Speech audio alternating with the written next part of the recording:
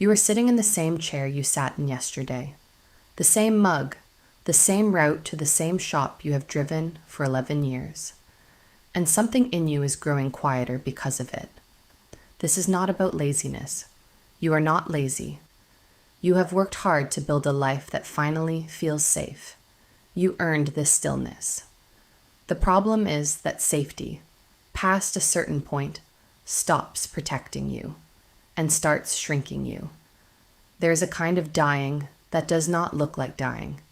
It looks like comfort. It feels like you have finally arrived. And it is the slowest way a person disappears. Let me show you what comfort actually costs, and why the people who stay most alive after 40 are the ones who refuse to be comfortable. Meet Richard.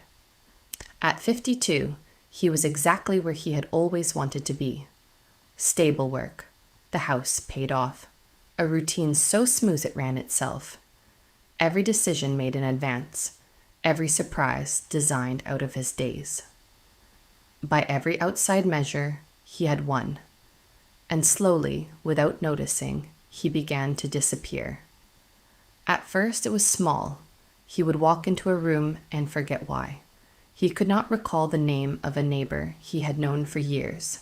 He told himself this was just age. This was just what getting older feels like. But that is not what it was. And here I want to be honest with you, because there is so much fear around the aging mind, and most of it is wrong. The truth is quieter and far more hopeful than the myths. The psychologist Denise Park ran a study she called the Synapse Project. She took older adults and divided them into groups. One group spent their weeks doing pleasant, familiar things, socializing, easy games, the comfortable stuff. Another group was pushed to learn something genuinely new and difficult: digital photography, quilting on computerized machines. Real challenge, real frustration, real risk of getting it wrong. Only one group's memory improved, and it was not the comfortable one. The people who stayed inside what they already knew, who kept life easy and pleasant, showed no gain at all. The ones who stepped outside their comfort zone, who let themselves be beginners again, who tolerated looking foolish, their minds grew measurably sharper, and some of that stayed with them for a year. Sit with that, because it rewrites everything you were told. It is not age that dulls you. It is the absence of challenge. Richard was not getting old. He was getting comfortable, and his mind was simply following his life, going quiet because he had stopped asking it to do anything hard. But this goes deeper than memory, because comfort does not only slow your mind, it rewrites your identity. You become the person your routine says you are. You are the one who always orders the same thing, who takes the same holiday to the same place every summer, who is careful, who is stable, who has it all figured out.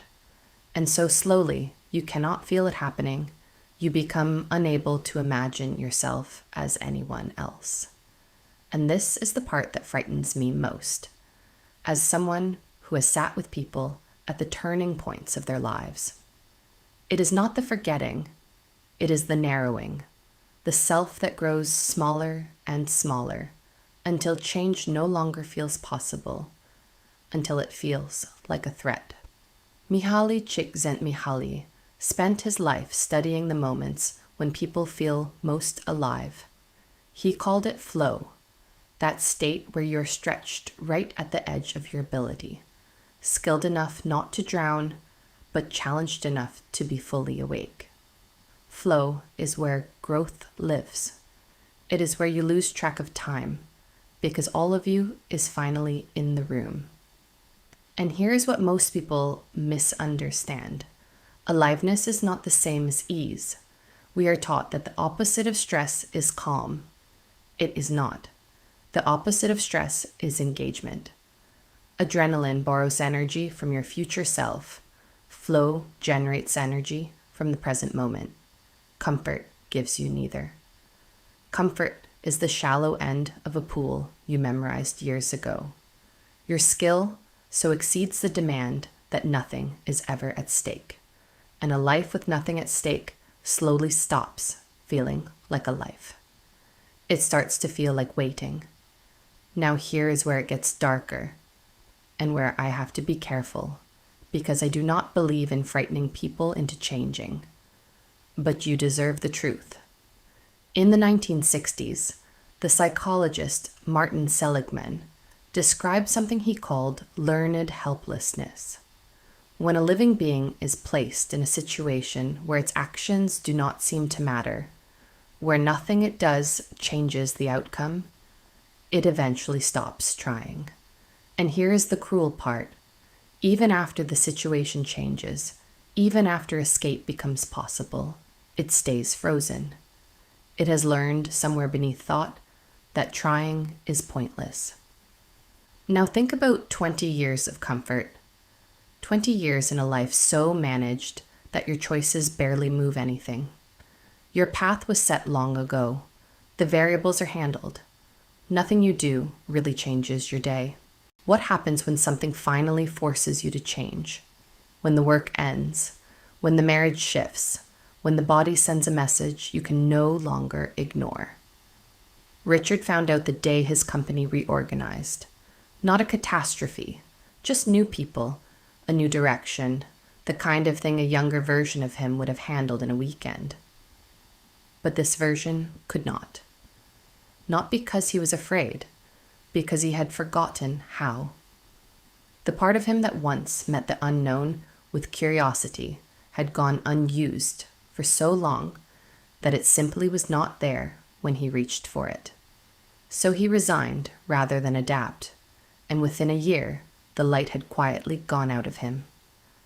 And I want to name something here, because this is where a lot of well-meaning advice becomes dangerous. You will hear people say the mind cannot tell the difference between good and bad hardship, that a divorce and a new language do the same thing to you. That is not true, and believing it can hurt you. Your body knows the difference. Challenge you can hold, the kind you choose, the kind that stretches you without breaking you. That is what builds you. But overwhelming, relentless stress does the opposite. It wears the body down. It erodes the very parts of us we are trying to protect. Bessel van der Kolk has spent his career showing how the body keeps the score of everything it could not process. So this was never a call to set your life on fire. Chaos is not growth. The medicine is discomfort you can carry. Challenge, with your hand still resting on the door. Here's the truth we do not like to say out loud, especially to women who have spent decades caring for everyone but themselves. If you are in your 50s, you have a certain number of good years left. Not forever, not unlimited. And if you have spent the last 20 optimizing everything for comfort, a great deal of your freedom has already been quietly spent on the couch. I do not say that to frighten you. I say it because there is a door in this, and I do not want you to walk past it. Remember Denise Park's study. The people whose minds improved were not 25. They were older adults. The very people our culture writes off as too late, too set, too old to change. And they grew sharper, not because they were special, because they let themselves be beginners. That is the whole secret, and it is almost embarrassingly simple. Not a supplement, not a hack, not an app you tap while half asleep. Real novelty, real stakes, real willingness to be bad at something in front of other people. The Stoics understood this 2,000 years ago. Seneca told his students to practice discomfort on purpose, to eat plain food, to sleep on the hard ground now and then, and to ask themselves, is this the thing I so feared? They were not punishing themselves. They were staying free. They knew that a person who has forgotten how to be uncomfortable can be ruled by the fear of it. And in my own work, in holistic practice, I have watched this again and again. The symptom that finally forces someone to change is so often the body doing what the mind refused to, breaking the routine that was slowly suffocating them. The body will seek the growth the mind keeps avoiding. It would rather make you uncomfortable than let you disappear. I will not insult you with an easy answer, because there is not one. You cannot have both. You cannot have total comfort and full aliveness. You cannot have perfect safety and real growth. Both cost something. Comfort costs you the future. The slow narrowing, the light going out one ordinary day at a time. Discomfort costs you the present. The sting of being a beginner. The nights you lie awake wondering why you signed up for this. Most people choose the comfort of the present, and then, years later, they wonder why the future feels so small. The cruelest part is the delay. The body does not send the bill right away. For years, comfort feels like wisdom. Relief feels like arrival. Safety feels like success. Every day you choose the familiar. Something in you rewards you as though you had done something right. That is why it is so hard to catch. It does not feel like decay. It feels like peace. And by the time you notice, the numbness, the smallness, the strange inability to picture yourself as anything other than what you have become, the strength you would need to change has gone quiet from disuse. Richard understood it eventually. Not at 52, when every door still stood open. At 57, when the numbness had settled so deeply that the possibility of being different felt less like hope and more like a rumor about somebody else's life. But I do not want to leave you with Richard, because his story is not a prophecy. It is a warning, and a warning is a kind of gift. It means there is still time. The people who stay awake as they age, who keep their minds clear and their hearts open and their curiosity alive, are not the ones who found the safest life. They are the ones who kept choosing to be beginners, who stayed a little uncomfortable on purpose, who understood that a small life fully lived is still smaller than a life that keeps reaching. You do not have to blow anything up. You do not have to be reckless. You only have to stop mistaking the shrinking for safety. Choose one thing this week that you might get wrong. Something real. Something that costs you a little of your dignity and hands you back a little of your aliveness. Because comfort will never announce itself as the enemy. It will feel like the reward you finally earned. And that is exactly why it is the slowest way we die.